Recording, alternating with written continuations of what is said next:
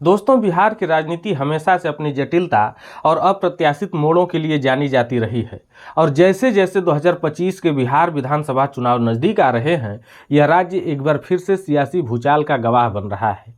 हाल के दो बड़े घटनाक्रमों ने बिहार के राजनीतिक परिदृश्य को हिलाकर रख दिया है। पहला, चिराग पासवान के चाचा और राष्ट्रीय लोक जनशक्ति पार्टी आरएलजेपी के नेता पशुपति पारस ने राष्ट्रीय जनतांत्रिक गठबंधन यानी कि एनडीए से नाता तोड़ने का ऐलान कर दिया है। दूसरा, हरियाणा के मुख्यमंत्री नायब सिंह सैनी ने घोषणा की है कि बिहार विधानसभा चुनाव भाजपा के पूर्व प्रदेश अध्यक्ष और वर्तमान उप मुख्यमंत्री सम्राट चौधरी के नेतृत्व में लड़ा जाएगा। इन दोनों घटनाओं ने न केवल एनडीए के भीतर हलचल मचा दी है, बल्कि मुख्यमंत्री नीतीश कुमार के भविष्य, गठबंधन की एकता और विपक्ष के नेता तेजस्वी यादव की संभावनाओं पर गहरे सवाल खड़े कर दिए हैं। पशुपति पारस, जो दिवंगत रामविलास पासवान के छोटे भाई हैं, बिहार की सियासत में एक अहम किरदार रहे हैं। उनके नेतृत्व वाली राष्ट्रीय लोक जनशक्ति पार्टी ने आज ऐलान किया वह एनडीए का हिस्सा नहीं रहना चाहती है। पारस का कहना है कि अगर एनडीए गठबंधन उन्हें सम्मानजनक सीटें नहीं देता तो उनकी पार्टी 2025 के बिहार विधानसभा चुनाव में सभी 243 सीटों पर अकेले दम पर चुनाव लड़ेगी। यह फैसला सिर्फ एक व्यक्तिगत नाराजगी नहीं, बल्कि एक सोची समझी रणनीति का हिस्सा लगता है। पारस, जो अपने भतीजे चिराग पासवान से सियासी प्रतिद्वंदिता रखते हैं, अब अपनी अलग पहचान बनाना चाहते हैं। पासवान परिवार का पारंपरिक समर्थन दलित समुदाय में गहरा है और पारस का बाहर निकलना इस वोट बैंक को खंडित कर सकता है। चिराग की लोक जनशक्ति पार्टी रामविलास पहले से ही एनडीए का हिस्सा है और अब पारस की बगावत से यह साफ है कि दलित वोटों के लिए एक नई जंग छिड़ने वाली है। अगर पारस सचमुच अकेले मैदान में उतरते हैं या फिर विपक्षी गठबंधन इंडिया के साथ हाथ मिलाते हैं तो एनडीए के लिए यह एक बड़ा झटका होगा।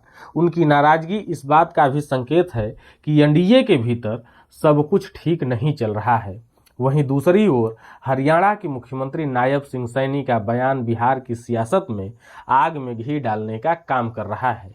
सैनी ने कहा कि 2025 का बिहार विधानसभा चुनाव सम्राट चौधरी के नेतृत्व में लड़ा जाएगा। सम्राट चौधरी जो बिहार के उप मुख्यमंत्री हैं, लेकिन उनका नाम इस तरह आगे करना नीतीश कुमार के लिए अपमानजनक माना जा रहा है। नीतीश, जो जनता दल यूनाइटेड यानी कि जेडीयू के सर्वेसर्वा और बिहार के मौजूदा मुख्यमंत्री हैं, लंबे समय से एनडीए के चेहरे रहे हैं। सैनी का यह बयान बीजेपी की उस रणनीति का हिस्सा लगता है जिसमें वह गठबंधन में अपनी पकड़ मजबूत करना चाहती है। यह ऐलान कई सवाल खड़े करता है। क्या बीजेपी नीतीश को किनारे करने की तैयारी कर रही है? क्या यह संकेत है कि अगर एनडीए 2025 में जीतती भी है तो नीतीश की कुर्सी खतरे में पड़ सकती है? सियासी हलकों में चर्चा है कि बीजेपी अब बिहार में अपनी शर्तों पर खेलना चाहती है। नीतीश, जो पिछले कुछ सालों में बार बार गठबंधन बदलने के लिए आलोचना झेलते रहे हैं, अब खुद एक ऐसी स्थिति में पा सकते हैं जहां उनके पास न तो सत्ता की चाबी रहेगी और न ही सम्मान। सैनी का बयान सिर्फ एक घोषणा नहीं, बल्कि नीतीश के लिए एक खुली चुनौती भी है। नीतीश कुमार बिहार की राजनीति के सबसे चतुर खिलाड़ियों में से एक रहे हैं। कई दशकों तक सत्ता के शीर्ष पर रहने वाले नीतीश ने अपनी छवि एक कुशल प्रशासक और गठबंधन की राजनीति के माहिर के तौर पर बनाई थी, लेकिन अब उनके सामने संकट काफी गहराता जा रहा है। पशुपति पारस का एनडीए से बाहर जाना और सम्राट चौधरी को आगे करना नीतीश की सियासी ताकत को कमजोर करने की दोहरी मार है। उनकी पार्टी जेडीयू भले ही एनडीए का हिस्सा हो, लेकिन बीजेपी की बढ़ती अपारगता और गठबंधन के भीतर दूसरों की नाराजगी नीतीश कुमार के लिए खतरे की घंटी है।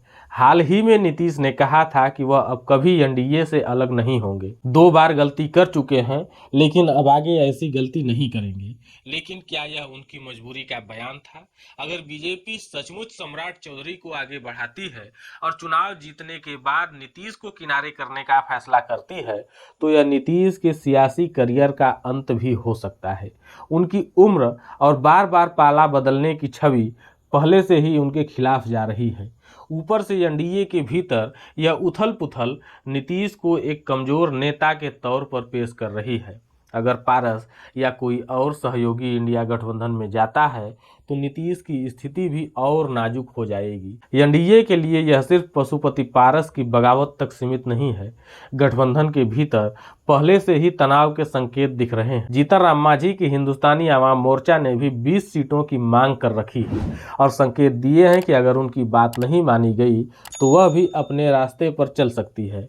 इसके अलावा बीजेपी और जेडीयू के बीच सीट बंटवारे और नेतृत्व को लेकर खींचतान की खबरें सामने आ रही हैं। यह सब उस गठबंधन के लिए अच्छा संकेत नहीं है जो 2025 में एकजुट होकर मैदान में उतरना चाहता है। बिहार की सियासत में गठबंधन हमेशा से नाजुक रहे हैं। अतीत में भी कई बार सहयोगी दलों के बीच मतभेद सत्ता की हार का कारण बने हैं। पारस का बाहर जाना और मांझी की नाराजगी इस बात का सबूत है कि एनडीए के भीतर एकता की कमी है। अगर यह बिखराव बढ़ता है तो इसका सीधा असर वोटों पर पड़ेगा। बीजेपी भले ही अपनी ताकत बढ़ाना चाहती हो, लेकिन सहयोगियों के बिना उसकी राह आसान नहीं होगी। एनडीए के इस संकट का सबसे बड़ा फायदा तेजस्वी यादव और उनकी पार्टी राष्ट्रीय जनता दल आरजेडी को मिल सकता है। तेजस्वी, जो पिछले कुछ सालों से बिहार में विपक्ष के सबसे मजबूत चेहरे के तौर पर उभरे हैं, मौजूदा हालात का पूरा फायदा उठाने की कोशिश में है। वह बेरोजगारी और पलायन जैसे मुद्दों को लेकर युवाओं और ग्रामीण मतदाताओं के बीच अपनी पकड़ मजबूत कर रहे हैं। 2020 के चुनाव में उनके 10 लाख सरकारी नौकरियों के वादे ने आरजेडी को जबरदस्त समर्थन दिलाया था और अब वह इस नैरेटिव को और तेज कर रहे हैं। नीतीश की घटती साख और गठबंधन का बिखराव उन्हें एक मजबूत विकल्प के तौर पर पेश कर रहा है। अगर पशुपति पारस या मांझी जैसे नेता इंडिया गठबंधन में शामिल होते हैं तो तेजस्वी की ताकत और ज़्यादा बढ़ जाएगी। उनकी रणनीति साफ है, एनडीए के कमज़ोर पड़ने का इंतजार करना और जनता के बीच यह संदेश देना कि नीतीश का समय अब खत्म हो चुका है। बिहार की राजनीति में यह उथल पुथल कोई छोटी घटना नहीं है। पशुपति पारस का एनडीए से नाता तोड़ना और नायब सिंह सैनी का सम्राट चौधरी को आगे करने का ऐलान नीतीश कुमार के लिए एक खतरे की घंटी है। एनडीए के भीतर बिखराव की यह शुरुआत अगर बढ़ती है तो गठबंधन की हार तय मानी जा रही है। दूसरी ओर तेजस्वी यादव के लिए यह एक सुनहरा मौका है जिसे वह किसी भी कीमत पर गंवाना नहीं चाहेंगे। 2025 का चुनाव नजदीक आ रहा है और बिहार की सियासत में हर कदम अब एक नई कहानी लिखने वाला है।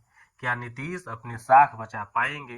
क्या एनडीए एकजुट रह पाएगा या फिर तेजस्वी बिहार के नए सियासी सुरमा बनकर उभरेंगे? यह सवाल अब समय के गर्भ में है, लेकिन इतना तय है कि बिहार की जनता के सामने एक रोमांचक और तीखी जंग देखने को मिलेगी। फिलहाल इस वीडियो में इतना ही। अगर आपने अभी तक हमारे चैनल को सब्सक्राइब नहीं किया है तो कृपया चैनल को सब्सक्राइब और वीडियो को लाइक और शेयर भी जरूर कर दीजिए।